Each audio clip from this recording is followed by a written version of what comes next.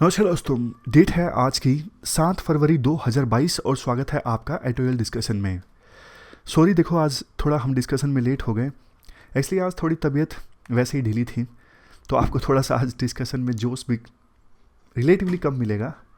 3 issues आज हमको detail से डिस्कस करने हैं। सबसे पहला आर्टिकल हम आज डिस्कस करेंगे नई फॉर्म ऑफ अनटचेबिलिटी से संबंधित। उसके बाद दूसरा आर्टिकल हम यहाँ पे डिस्कस करेंगे जो कर्नाटक में अभी हिजाब वाली कंट्रोवर्सी पैदा हुई है ना, उस इशू से संबंधित है। और तीसरा यहाँ पे आर्टिकल हम डिस्कस करेंगे इंडिया सेंट्रल एशिया रिलेशंस से संबंधित। चलिए डिस्कशन स्टार्ट करते हैं। फर्स्ट इंपॉर्टेंट आर्टिकल अनटचेबिलिटी से संबंधित है। आप जीएस पेपर सेकंड के इस टॉपिक से आर्टिकल को रिलेट कर सकते हो। स्टार्टिंग में मैं आपसे क्वेश्चन पूछूं। देखो, आपको इतना तो पता है हमारे देश में पुराने समय में अनटचेबिलिटी को काफ़ी ज़्यादा प्रैक्टिस किया जाता था। मैं आपसे क्वेश्चन ये पूछता हूँ, कैसे अनटचेबिलिटी को कैसे प्रैक्टिस किया जाता था? अगर आपको एग्जांपल्स लिखने हो तो क्या लिखोगे एग्जांपल्स के तौर पर? एग्जांपल्स देखो ये हैं, जैसे जो सो कॉल्ड लोअर कास्ट के लोग थे, उनको जो पब्लिक रिसोर्स हैं, जैसे पब्लिक में कोई वेल है, क्रीमेशन ग्राउंड है, उनका इस्तेमाल नहीं करने दिया जाता था। इवन कई बार तो जो पब्लिक रास्ते हैं उनका भी इस्तेमाल उन्हें नहीं करने दिया जाता था। अगर उनके सामने कोई हायर कास्ट का पर्सन आ जाए तो उन्हें अपने जो जूते चप्पल हैं वो हाथ में लेने पड़ते थे। एक साथ बैठ के खाना नहीं खा सकते थे, सेम बर्तन्स में खाना नहीं खा सकते थे। सो कॉल्ड लोअर कास्ट के लोगों के लिए अलग से बर्तन होते थे। तो ये सब एग्जाम्पल्स हैं अनटचेबिलिटी के।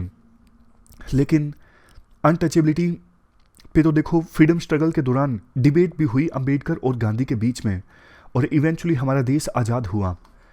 तो आज़ादी के बाद जब संविधान बन रहा था ना, तो भी ये डिबेट चली थी, क्या अनटचेबिलिटी सिर्फ कास्ट बेस्ड है? क्या किसी और आइडेंटिटी के कारण अनटचेबिलिटी को प्रैक्टिस हमारे देश में नहीं किया जाता है? देखो, जो प्रोविजंस संविधान में किए गए ना अनटचेबिलिटी को रोकने के लिए, मैं आपसे पूछता हूँ कौन कौन से प्रोविजंस किए गए हैं अनटचेबिलिटी को रोकने के लिए? आपके मन में आएगा कि आर्टिकल नंबर 17 है अनटचेबिलिटी को रोकने के लिए। बिल्कुल ठीक। लेकिन देखो, आर्टिकल 14, 15 जो राइट टू इक्वलिटी से संबंधित है, ये भी तो अनटचेबिलिटी को रोकने के लिए ही है ना। आर्टिकल 14 क्या कहता है? सभी इक्वल हैं कानून के सामने। और आर्टिकल 15 क्या कहता है? आर्टिकल 15 कहता है रेस के नाम पे, रिलीजन के नाम पे डिस्क्रिमिनेशन जो है वो नहीं हो सकता। तो ये भी अनटचेबिलिटी को रोकने के लिए है। और आपको इतना भी पता है, देखो, सिर्फ संविधान में लिखने से कुछ नहीं होता, उसको इम्प्लीमेंट करने के लिए कानून भी बनाने की आवश्यकता होती है। तो इसी वजह से अनटचेबिलिटी को रोकने के लिए कानून भी बनाए गए हमारे देश में। कौन से कानून बनाए गए? ये देखिए आप, schedule caste and schedule tribe prevention of atrocities act 1989 में आया। Maharashtra protection of people from social boycott prevention prohibition and redressal act 2016, ये 2016 में आया। तो मतलब संविधान में तो प्रोविजन है ही आर्टिकल 17 में, 14 में, 15 में, लेकिन उन प्रोविजंस को इंप्लीमेंट करने के लिए कानून भी बनाए गए। अच्छा, अब एक बात बताइए, क्या आपके मन में ये क्वेश्चन भी कभी आया है कि वो लोग जिनके साथ अनटचेबिलिटी को प्रैक्टिस किया जाता था, सो कॉल्ड लोअर कास्ट के लोग, वो इन प्रैक्टिसेस को मानते ही क्यों थे? जैसे चलते वक्त आपके सामने कोई हायर कास्ट का पर्सन आ गया तो आप अपने जूते चप्पल हाथ में ले लोगे, या फिर उन रास्तों का इस्तेमाल नहीं करोगे जिन रास्तों का इस्तेमाल सो कॉल्ड हायर कास्ट के लोगों के द्वारा किया जाता है। मतलब सो कॉल्ड लोअर कास्ट के लोगों के द्वारा ये सब चीज़ें मानी ही क्यों जाती थी? मैं क्यों मानूं इन चीज़ों को? मतलब उनके मन में ऐसा क्यों नहीं आता था? देखो, उनके मन में ना आता था कि हमें इन चीज़ों को नहीं मानना चाहिए, लेकिन वो लोग जो इन चीज़ों को नहीं मानते थे ना, उनका सोशली और इकोनॉमिक ढंग से बाइकआउट हो जाता था। ये जो सोशल और इकोनॉमिक बाइकआउट की धमकी होती थी ना सो कॉल्ड लोअर कास्ट के लोगों के अगेंस्ट, वो बाइकआउट की धमकी उन्हें मजबूर करती थी इन डिस्क्रिमिनेटरी प्रैक्टिसेस को मानने के लिए। क्योंकि गांव में देखो, जो सो कॉल्ड लोअर कास्ट के लोग होते थे वो माइनॉरिटी में होते थे। अगर उनका बाइकआउट हो गया तो उनका जीवन यापन ही मुश्किल हो जाएगा, वो जी ही नहीं सकेंगे, उन्हें कोई सामान नहीं बेचेगा। अगर कोई भी सेरेमनी है परिवार से संबंधित तो उसमें कोई पंडित नहीं जाएगा, तो फिर उनको ये लगता है कि हमारा कोई काम पूरा ही नहीं हो सकेगा, शादी नहीं होगी, ये सब चीज़ें नहीं होंगी। तो ये सोशल और बाइकॉट की धमकी उन्हें मजबूर करती थी इन डिस्क्रिमिनेटरी प्रैक्टिसेस को मानने के लिए। अब क्वेश्चन ये उठता है कि हम ये सब चीजें आज डिस्कस ही क्यों कर रहे हैं। देखो ये सब चीजें ना आज हम इसलिए डिस्कस कर रहे हैं क्योंकि छत्तीसगढ़ के ना एक गांव की वीडियो वायरल हुई जिसमें विलेजर्स शपथ लेते दिखाई दे रहे हैं कि वो मुस्लिम्स का इकोनॉमिक बाइकआउट करेंगे, यानी मुस्लिम्स को ना कोई चीज़ बेचेंगे ना कोई खरीदेंगे। तो ये भी एक प्रकार की देखो अनटचेबिलिटी है। मतलब जो बाइकआउट की धमकी है ये तो वही बात होगी ना जो पहले सो कॉल्ड लोअर कास्ट के लोगों के साथ होता था कि आप सोशल या फिर इकोनॉमिक बाइकआउट की धमकी देके किसी कम्युनिटी को झुकाने की कोशिश कर रहे हो, उनके साथ डिस्क्रिमिनेशन करने की कोशिश कर रहे हो। तो जब ये भी एक प्रकार की अनटचेबिलिटी है तो क्या फिर क्वेश्चन ये उठ जाता है क्या इसको रोकने के लिए हमारे संविधान में प्रोविजंस हैं? तो इसका आंसर निकल के आता है नहीं। आर्टिकल 17 में जो अनटचेबिलिटी की डेफिनेशन है ना वो तो देखो ओपन एंडेड है, लेकिन इस आर्टिकल को इंप्लीमेंट करने के लिए जो कानून बनाए गए हैं ना जिनके बारे में अभी हमने डिस्कस किया, ये एट्रोसिटीज वाला एक्ट है 1989 का, ये तो सिर्फ कास्ट बेस्ड डिस्क्रिमिनेशन को एड्रेस करते हैं ना।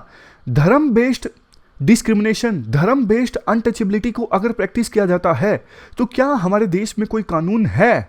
इसका आंसर है नो, कानून नहीं है। तो जिस प्रकार से पुराने समय में हमारे देश में कास्ट के आधार पर डिस्क्रिमिनेशन होता था, अनटचेबिलिटी को प्रैक्टिस किया जाता था सोशल और इकोनॉमिक बाइकआउट की धमकी देके, उसी प्रकार से कुछ जगहों पर ऐसी खबरें आ रही हैं कि मुस्लिम्स को बाइकआउट किया जा रहा है। तो ये भी एक प्रकार की अनटचेबिलिटी है, सोशल और इकोनॉमिक बाइकआउट की धमकी देकर। तो इसको रोकने के लिए हमारे देश में पर्याप्त कानून होने चाहिए ताकि किसी भी प्रकार की जो मॉडर्न अनटचेबिलिटी है उसे एड्रेस किया जा सके। तो ये हमने पूरा आर्टिकल डिस्कस किया, चलते हैं आगे। इसके बाद नेक्स्ट आर्टिकल कर्नाटक में उपजे हिजाब कंट्रोवर्सी के विवाद से संबंधित है। आप जीएस पेपर 1 और जीएस पेपर 2 के इन टॉपिक्स से आर्टिकल को रिलेट कर सकते हो। क्या कंटेस्ट है? कर्नाटक के उडुपी डिस्ट्रिक्ट में कॉलेज प्रशासन ने इन 6 लड़कियों को जिन्होंने हिजाब पहना हुआ था इनको कॉलेज में एंटर करने से रोक दिया। कॉलेज प्रशासन का ये कहना था ये जो 6 लड़कियां हैं ये यूनिफॉर्म संबंधित जो कोड है उनका उल्लंघन कर रही हैं, इस वजह से हम आपको कॉलेज में एंटर नहीं होना दे सकते। हालांकि बाद में ये कॉलेज के गेट के सामने धरने पर बैठ गई थी और फिर उसके बाद कॉलेज प्रशासन ने ये कहा कि हम आपको कॉलेज में तो बैठने देंगे लेकिन क्लास नहीं लगाने देंगे अगर आप इस प्रकार से यूनिफॉर्म कोड का उल्लंघन करोगे। अब क्वेश्चन ये उठ जाता है क्या ये आर्टिकल नंबर 25 यानी जो फ्रीडम ऑफ रिलीजन संबंधित फंडामेंटल राइट है क्या ये उसका उल्लंघन है या फिर नहीं है? मतलब इस प्रकार से इन लड़कियों को जिन्होंने हिजाब पहना हुआ है इनको कॉलेज एंटर करने से रोकना, क्या ये फ्रीडम ऑफ रिलीजन का वायलेशन है, फंडामेंटल राइट का वायलेशन है या फिर नहीं है? जानने के लिए सबसे पहले तो देखो हम आर्टिकल 25 सेक्शन 1 देख लेते हैं।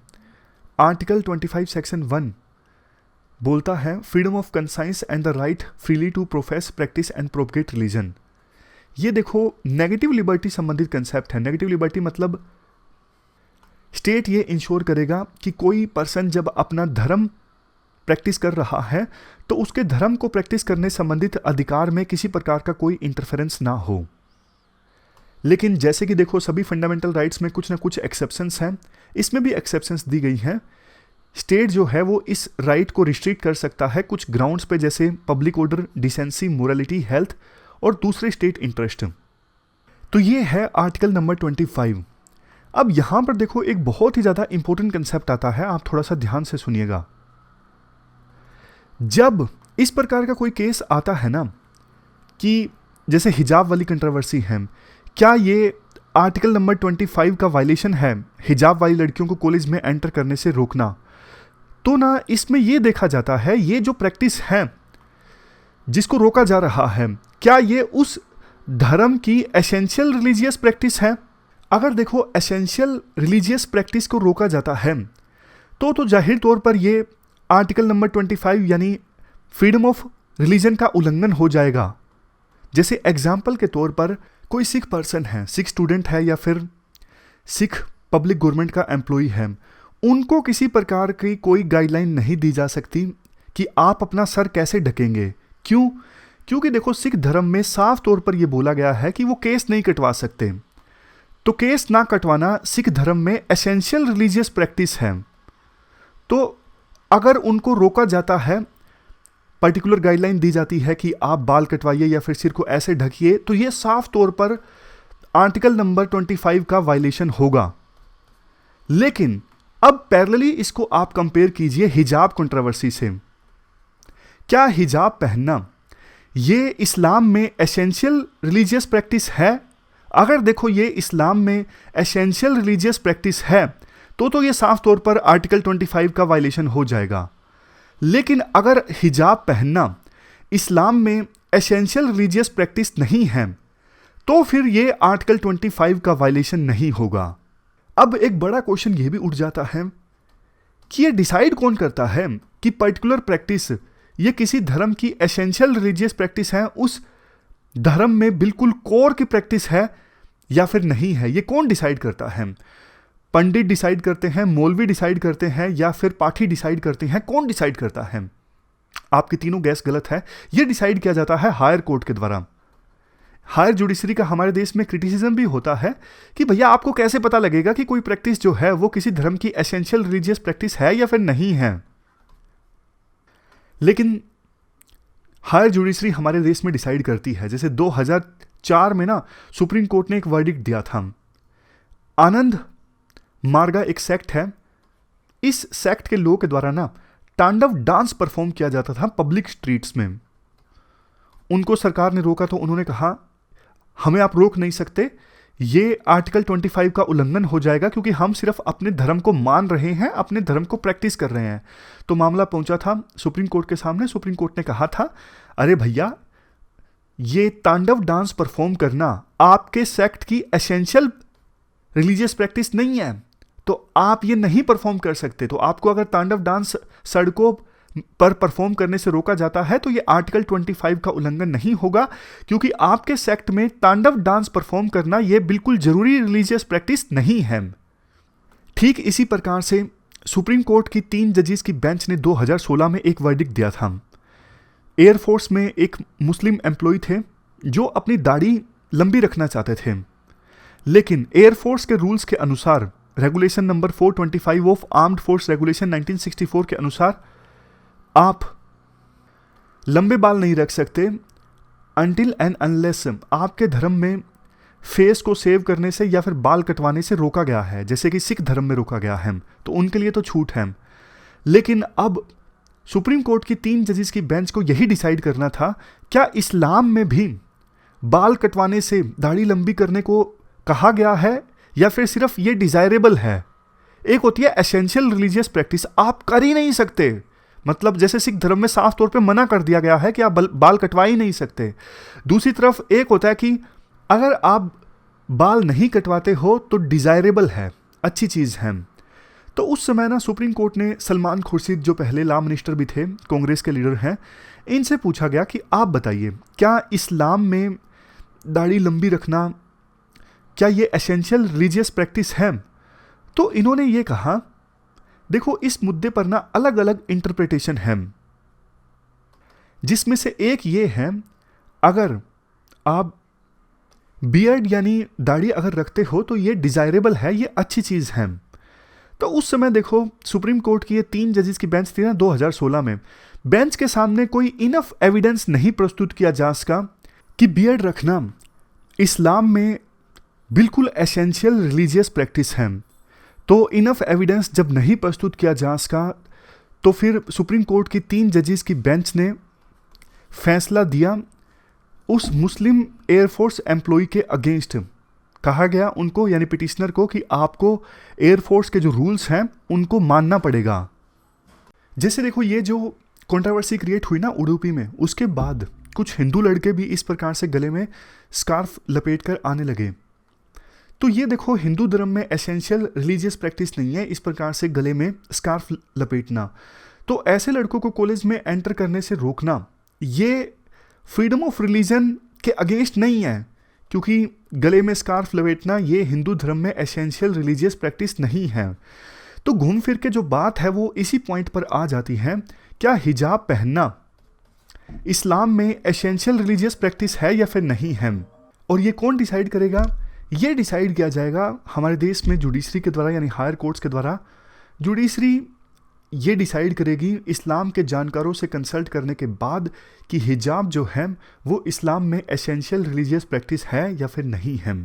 तो ये पूरा इशू हमने डिस्कस किया। चलते हैं आगे। इसके बाद नेक्स्ट आर्टिकल इंडिया और सेंट्रल एशिया रिलेशंस से संबंधित है। आप जीएस पेपर सेकंड के इस टॉपिक से आर्टिकल को रिलेट कर सकते हो। इंडिया और सेंट्रल एशिया रिलेशंस में देखो हाल फिलहाल में बहुत सारी चीज़ें नई हुई हैं, जैसे रीजनल सिक्योरिटी डायलॉग ऑर्गेनाइज हुआ था अफगानिस्तान के इशू पर। इसके अलावा हाल ही में 26 जनवरी के बाद India central Asia inaugural summit organize हुआ। मतलब कि पिछले कुछ महीनों में या फिर यूँ बोले सालों में इंडिया का जो इंटरेस्ट है सेंट्रल एशिया में काफ़ी ज़्यादा बढ़ गया है। कुछ जानकार ये कहते हैं कि इंडिया और सेंट्रल एशिया के बीच में ट्रेड इतना ज़्यादा नहीं है, तो फिर इंडिया का इंटरेस्ट इतना ज़्यादा क्यों बढ़ा है। देखो आज के समय में ना सेंट्रल एशिया से अगर इंडिया ज़्यादा एंगेज करता है तो उतना फ़ायदा नहीं होगा, लेकिन अगर नहीं करता है तो नुकसान ज़्यादा हो जाएगा। क्या मतलब है इस चीज़ का? मतलब आगे आगे आप जानोगे इस आर्टिकल में। देखो पहले ना अफ़गानिस्तान में यूएसए था, लेकिन अब अफ़गानिस्तान को छोड़कर यूएसए जा चुका है। तो सेंट्रल एशिया में ना यूएसए का जो थोड़ा बहुत इन्फ्लुएंस था पहले की अपेक्षाकृत कम हुआ है।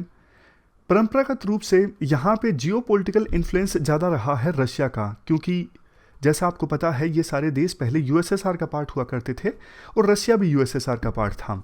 तो जियोपॉलिटिकल ज़्यादा इन्फ्लुएंस रशिया का रहा है, जबकि जियो इकोनॉमिकल ज़्यादा इन्फ्लुएंस रहा है अभी हाल फिलहाल में बढ़ा है चाइना का। चाइना की यहाँ पे काफ़ी ज़्यादा इन्वेस्टमेंट है, चाइना का इस पूरे रीजन के साथ काफ़ी ज़्यादा ट्रेड होता है। तो ना रशिया को भी ये लगता है कि इंडिया की फॉर्म में उन्हें एक नया पार्टनर मिल जाएगा यहाँ पे चाइना के बढ़ते इन्फ्लुएंस को कम करने के लिए। अब आपको लगेगा रशिया को चाइना से किस प्रकार का खतरा? रशिया और चाइना तो दोस्त है ना। देखो इंटरनेशनल रिलेशंस में दोस्त दुश्मन कुछ नहीं होता, सिर्फ एक चीज़ मैटर करती है, नेशनल इंटरेस्ट। तो रशिया के नेशनल इंटरेस्ट यही कहते हैं कि सेंट्रल एशिया रीजन में अगर हमारा इन्फ्लुएंस है तो हमारा ही रहे, कोई दूसरी पावर यहाँ पे ना आने पाए। तो इसलिए रशिया को ये लगता है इंडिया एक यूजफुल पार्टनर है इस रीजन में। इंडिया के साथ एंगेज करके रशिया जो है वो इस रीजन में चाइना के बढ़ते इन्फ्लुएंस का सामना कर सकता है। और यूएसए के लिए भी देखो, वैसे तो इंडिया और रशिया की बढ़ती रिलेशनशिप यूएसए नहीं चाहेगा, लेकिन यूएसए इतना ज़रूर चाहेगा अगर इंडिया और रशिया मिलके चाइना के इन्फ्लुएंस को कम कर रहे हैं ना सेंट्रल एशिया में, तो यूएसए को लगेगा ठीक है, क्या दिक्कत है।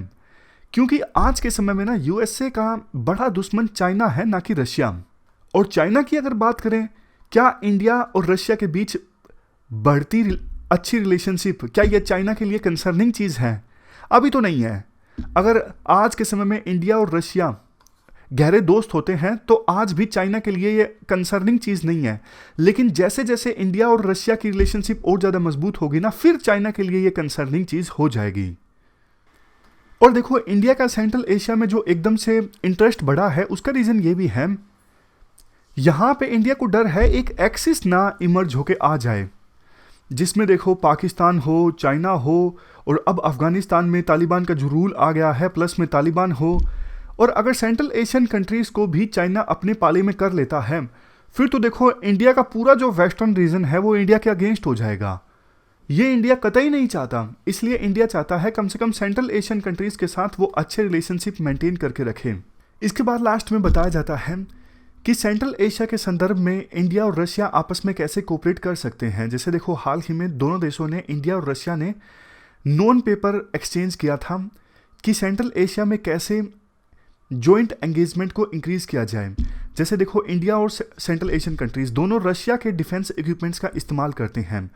तो जो नॉन पेपर एक्सचेंज था ना, उसमें ये बोला गया कि joint Indo Russian defence production की जाए। सेंट्रल एशियन रीजन में जो पुरानी यूएसएसआर के समय की फैक्ट्रीज़ हैं ना मिलिट्री इक्विपमेंट्स को प्रोड्यूस करने की, वहाँ पर तो सेंट्रल एशियन कंट्रीज़ की पुरानी फैक्ट्रीज़ में अगर डिफेंस प्रोडक्शन की जाएगी इंडिया और रशिया के द्वारा मिलके, तो वहाँ से जो military tools and equipments produce होंगे वो ना सिर्फ सेंट्रल एशियन कंट्रीज़ की ज़रूरतों को पूरा करेंगे बल्कि इंडिया की ज़रूरतों को भी पूरा करेंगे।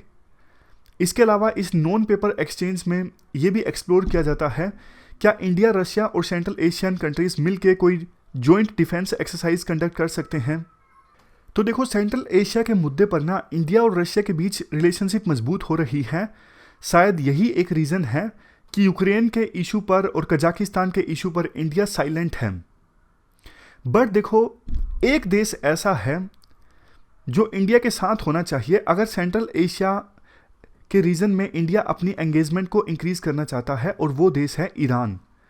सेंट्रल एशिया के साथ देखो हमारा एक्सेस हो सकता है ईरान के थ्रू। छबार पोर्ट से या तो इंडिया अपना सामान भेजे अफगानिस्तान होते हुए सेंट्रल एशिया में, या फिर ईरान से सीधा सेंट्रल एशिया में। अफगानिस्तान में चूंकि अभी तालिबान आ चुका है, तो सीधा ईरान के थ्रू सेंट्रल एशियन कंट्रीज़ में इंडिया एक्सेस कर सकता है। बट ईरान ना इंडिया के साथ आएगा या फिर नहीं आएगा, ये इस बात पे डिपेंड करता है कि ईरान की न्यूक्लियर डील यूएसए के साथ फिर से रिवाइव होगी या फिर नहीं होगी। अगर यूएसए को ये लगा कि ईरान हमारे साथ आना चाहिए चाइना का काउंटर करने के लिए, तो ईरान के साथ न्यूक्लियर डील जो है वो रिवाइव हो सकती है। तो फिर ईरान इंडिया के साथ भी दोस्ती मेंटेन करना चाहेगा। अदरवाइज तो फिर देखो, चूंकि इंडिया यूएसए के साथ है तो ईरान को भी दिक्कत है इंडिया से। तो ये पूरा कंसेप्ट है। इस प्रकार से आज हमने 3 इश्यूज़ को डिटेल से डिस्कस किया। हमारी आज की इस डिस्कशन में इतना ही है। Thank you very much for discussion.